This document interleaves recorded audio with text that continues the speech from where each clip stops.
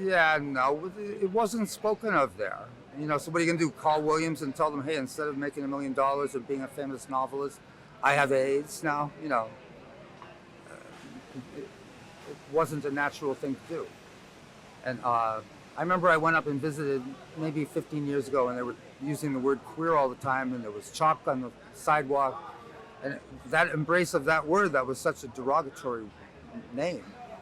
It was, I felt uncomfortable, but I was glad the kids, you know, were doing things. I'm really impressed with how Williams has come around. It's such a conservative school. All the kids became bankers, and the joke was at Bennington they become potters, or actors.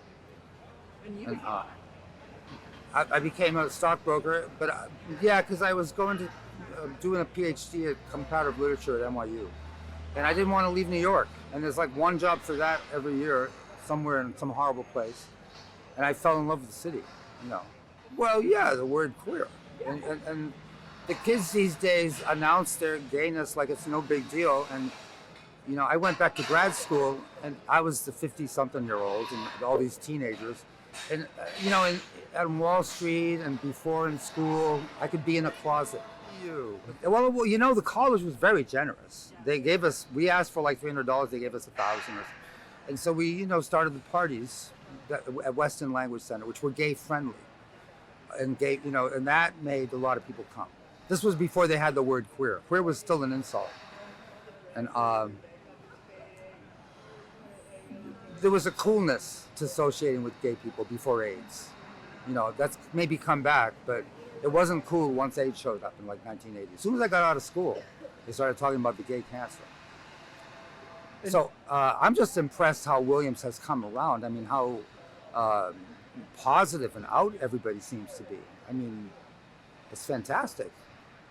Women had just been in the school for a couple of years when I got there. So. Well, some of that is just that you can get a reputation when the school is that small. When I was there, I think it was like 1,100 kids. So, everybody would know you were gay, or that you, for the straights too, that you slept with this one and that one because they were friends. So I think that's some of the sexual conservatism, and I really was there to study. It was so incredible. I learned so much. I had a German class with 2 other kids, and then I studied abroad 2 semesters, and I was on a scholarship, and they said, keep the extra money, and use it to travel around Europe. And I was like, really? A military family. I mean, this was like a boon. I was the first one to get a bachelor's,